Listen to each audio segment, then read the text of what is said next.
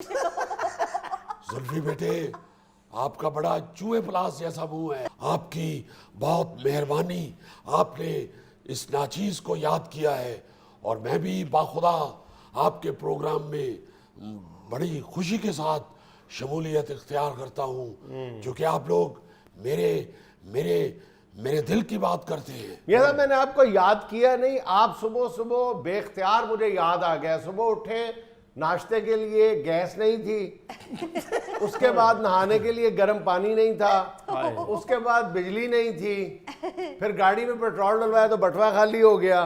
तो आप बेख्तियार याद आ गए मुझे। नहीं नहीं जुनैद साहब, ये जो आप चीजें बता रहे हैं, ये तो नियाजी साहब के दौर में भी नहीं थी। अच्छा, आप उस वक्त भी उनको इन्हीं चीजों की वजह से याद करते थे। देखिए, हमें तो बदतरीन हालात में मुल्क मिला है। तो क्यों लिया था सर? भाई हम देखें, अगर हमने हमने हमने अपनी सियासत दांव पे लगाई है, हमने अवाम को बचाने के लिए, गरीब को आसाइशें मुहैया करने के लिए ये रिस्क लिया है।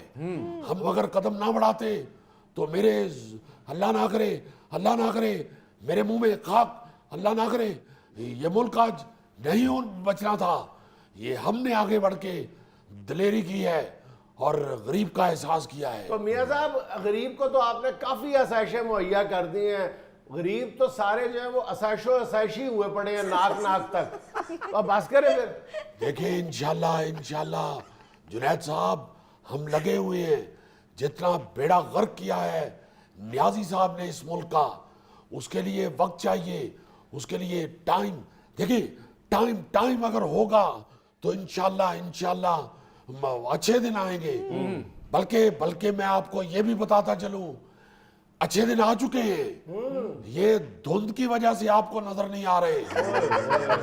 इंशाल्लाह ये महीने डेढ़ में जब धुंध खत्म हो जाएगी, क्लियर हो जाएगा ये सारा मंजर, तो इंशाल्लाह आप कहेंगे कि ये तो अच्छे दिन सामने खड़े हैं, हमें धुंध की वजह से नजर नहीं आ रहे थे। वैसे कराची में तो कोई भी धुंध नहीं है, वहां भी अच्छे दिन नजर नहीं आ रहे।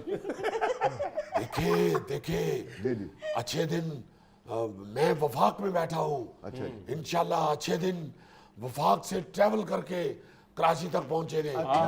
ये बीच में चूंकि धुंध है, इसलिए हम ट्रेवल नहीं कर रहे अभी। अच्छा मियाँ साहब, आपने फरमाया था कि मैं अपने कपड़े बेच के अवाम को आटा और गंदम मुहैया करूंगा। तो कोई बेचे, कोई एक आध सूट बेचा है आपने कोई अपना?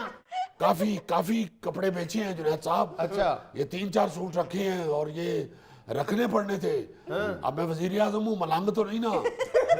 कपड़े तो जाहिर है मैंने पहन के ही फिरना है। नहीं, लेकिन आपने सूट भी बेच दिए, लेकिन आटा जो है वो तो आसमान की तरफ जाता जा रहा है हर गुजरते दिन के साथ। वो जुनैद साहब, महंगाई इतनी कर गए हैं ये नियाजी साहब। अच्छा, सारे सूट बेचे हैं, सिर्फ 2 प्लास्टिक के टप और 3 डोंगे मिले हैं। तो ये जो महंगाई है, ये जो किया धरा आपको नजर आ रहा है सारा, ये सब न्याजी हुकूमत का फैलाया हुआ है। अच्छा, दूसरा वादा आपने ये किया था मियाँ साहब कि मैं सारी रात जागूंगा और अवाम को सस्ता आटा दूंगा। तो आप तो जाग नहीं रहे, अवाम बेचारी जाग रही है सारी रात। देखे मैं भी अल्लाह के फजल से जाग रहा हूँ। क्या करते रहते हैं जाग के? आटा ढूंढ रहा होता हूँ। आटा ढूंढ रहा होता हूँ गरीब को देने के लिए। ये सब सूट बेच रहे हैं आप, कोई लीलन का सूट है कोई?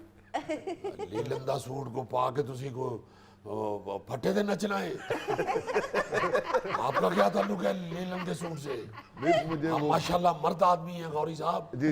आपको तो मैं देखता रहता हूँ। अच्छा। आप तो मेरी तरह सूटेड बूटेड बैठते हैं और थैंक यू सर। आप हैट भी इस्तेमाल करते हैं, हैट भी। जी। इसलिए आप मैं समझता हूँ कि आप शहबाज शरीफ को फॉलो कर रहे होते हैं। जी, मैं आपका फैन हूँ, इसलिए मैं फेल्ट पहनता हूँ। अच्छा मियाँ साहब, दूसरी बात ये फरमाए कि 2 दिन पहले मियाँ नवाज शरीफ साहब ने मरियम साहबा को पार्टी का चीफ ऑर्गेनाइजर मुकर्रर कर दिया है, नायब सदर भी बना दिया है, सारे इख्तियारात भी दे दिए हैं।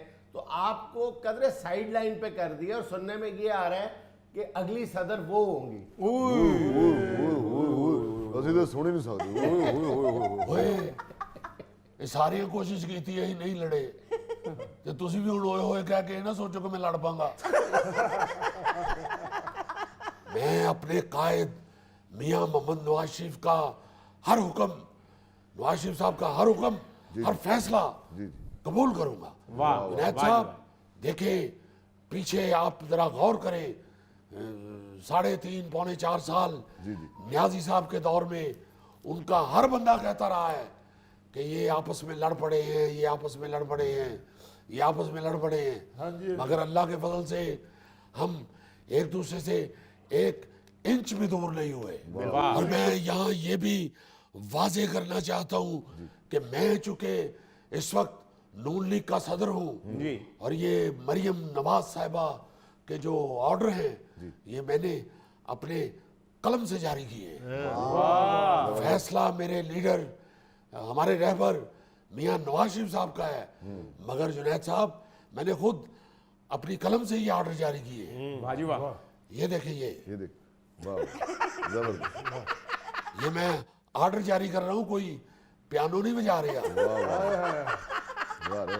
मैं आपको जुनैद साहब ये अर्ज करूं, मैं ये जो मियां साहब ने फैसले किए हैं मैं इनको दिलो जान से कबूल करता हूं।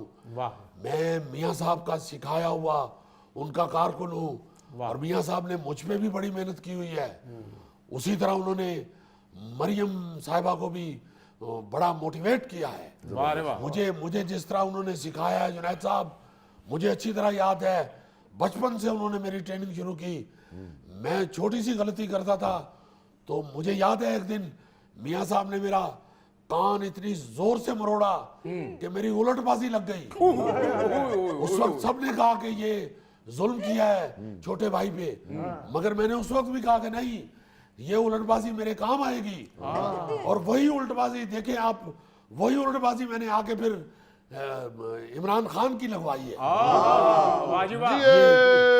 भुट्टो, ये जुनैद साहब वो उलटबाजी थी जो बचपन में नवाज शरीफ साहब ने मुझे सिखाई थी। मैं इसलिए ये वाजे कर दूं कि मैंने अवाम की खिदमत और सियासत नवाज शरीफ साहब से सीखी है।